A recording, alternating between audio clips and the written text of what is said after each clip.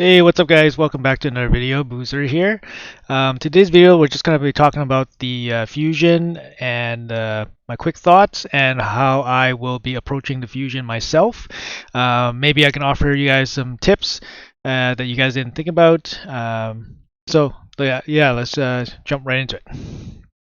So we got this fusion going on for Supreme ELHAIN. She's a void attack based legendary. I'm not going to go over her kit too much. But there she is. She's already ready to go. And so the general consensus is that the playtesting hasn't been super great. Her A3 hits pretty good as a single target hit. I believe it's a 6x multiplier. Similar to like Astralon type hit. Her passive is similar to like Ragash, where if she has higher attack, then she deals more damage, and she's immune to decreased attack, which is similar to like Stultus, which is immune to decreased defense. So she always has her attack at full strength. Her base attack is decent, but not overwhelming. And the problem is her AoE here is not super strong. I believe it's a 4x multiplier, which is kind of like okay, not bad, but it's basically like in the middle with all the other like standard AoEs. So for this to be really good, you really need to have debuffs on the opponent. And you know, the debuffs right now in Arena aren't really a thing because of the way the sheep is dominating. So you don't really bring too many debuffs. It might be okay in PvP, PvE, but at the same time, like there's other better champions for PvE, and that doesn't require so much setup. So far it's kind of lukewarm response to her. I'm going to go for her for sure, just because she was the ELHAIN was my starter champion for my first account, and I just love the way she looks. She's going to go right into my faction wars. Hopefully, it'll speed it up. But otherwise, it's just going to be cool to have. Yeah. So right now we got the champion chase going, and we'll just jump right into the fusion plan. So this is the fusion plan I drew up. Yeah, it's kind of kind of funny. So the first thing you guys notice will be that there is only 110 shards fragments up for grabs, not counting tournament wins. So this is important because in previous fusions we have 115. This allows us to skip the 15 fragment chunk from the Summon Rush event if we complete every single other event, which is usually pretty doable. But now, since it's only minus 10, this means that it is going to be very difficult to skip the Summon Rush or all parts of it. So this is a big sad face. Plarium's turning the screws on us a little bit here. So anyways, how are we gonna go about this, right? So right now we have this champion chase going with the dungeon divers with no dungeon events happening. So this again feels pretty screwy from Plarium. It's just like a really suboptimal way of setting it up. So it slows us down till we have to wait for Spider, which is okay. I mean, we just wait for Spider and then we can commence dungeon farming. As for the champ chase, if you guys waited a little bit, you guys can take advantage of the different 2x options that we have all weekend. So my suggestion is the 2x Ancients is the best to pull for this champion chase, because Ancients give you the best value for champ chase, whereas Sacreds and Voids will give you way more value for Summon Rush, and we will need those extra shards for the Summon Rush. So if you guys can do that, that would be huge. If you guys save for the 2x Ancients instead of pulling your Sacreds and Voids today and tomorrow. Of course, they put the Ancients at the very last day just because people can't help themselves. They know what they're doing. Okay, so we got the classic arena. That's basically a freebie, and then hopefully Spider will be all but done, and then we can focus on the champion training, which we will need to do to end off the Dungeon Divers event.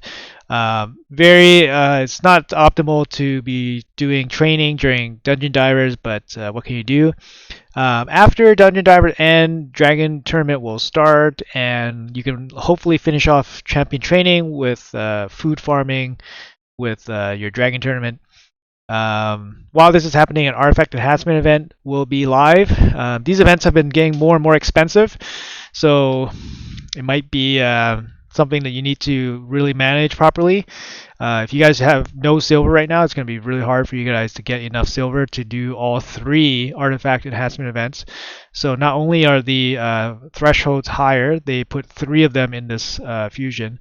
So not looking too good right now. So CVC starts during the Dragon Tournament. Then it's going to be a bit of a wait until another second artifact enhancement event, and then still a bit of a wait during Dragon. So there's not really much going on for most of the week other than a Dragon Tournament and a enhancement event. This leads me to believe that they will try to put another event, non-fusion related event, in this week. In this period of time where there's nothing going on, only the Dragon Tournament, and then waiting for the artifact enhancement event, they will likely put some kind of event here. I think it's going to be dungeon related because we have the Dungeon Divers event here ending on the 14th and not restarting again for 10 days. That doesn't make a whole lot of sense to me. So I think a dungeon related event will happen. I'm thinking maybe it's a path event or some kind of other weird event that they have set up. Maybe it's going to give us a chance to maybe it gives us a chance to win the other Void starters. Who knows? They did mention that there is going to be other ways to acquire the Void starters, and they're considering other options. So who knows? That's just my speculation. CVC is happening. I also speculate that we'll probably have some kind of shard event. Like maybe a guarantee. I think a guarantee has to be coming. So either a guarantee sacred or ancient somewhere before or after the summon rush. That would be yeah, that would be something, right? But anyways, we're gonna go in a bit of a lull after Dragon Tournament into the Ice Golem Tournament, which will line up with nothing. This really sucks. And unless there is some kind of non-fusion dungeon event, you're not double dipping Ice Golem with anything. So you're just burning energy into Ice Golem by itself. Feels bad, man. And then while this is happening, we have the Summon Rush. So the Summon Rush, most likely, it says 20. So most likely we have 5 as the small, the first threshold, and then you have 15 as the big, the second threshold. In the past, the small threshold usually is about 4 and mysteries, and then the big threshold is usually about 7 and mysteries. For the last fusion, I believe Pythion, for the Pythion fusion, the big fragment was, I believe, 9 sacreds, and mysteries on top. So they've been really, and that was the highest I've ever seen. So they've really been pushing it on this one, and the way they have this set up is that it's going to be very difficult for you to get away from doing the summon rush. The only way you can get away from doing the summon rush is if you somehow win a tournament. So I think that winning the tournaments, any tournament, will be just massive. If you can throw gems into winning a classic arena tournament, I think that might be your cheapest way to getting the 5 extra fragments you need. Because if you can win a tournament, you basically can skip this 15. This part, the big threshold on the summon rush, and I think that's huge. Otherwise, if you cannot get an extra 5 somewhere, and if the summon rush is set up as 5-15, then you have to fulfill all of this, and then you will have 10 fragments worth of skipping that you can do, and then that final 10 might be like 10 into champion training event, so 10 gone. Like you just throw the 10, don't train anything, and you're done. So it's a really tough situation because this fusion looks really hard, really tricky off the bat, followed by this really tricky, really like intensive summon rush with reduced flexibility here. And then not only that, it will end with a very awkward training event with the divers as we all know, training does not equal a lot of diverse points. It's a very awkward situation. So in this case, like we're going to be trying to connect Fire Knight as much as we can into the divers, but we're going to have to finish it off with the training event.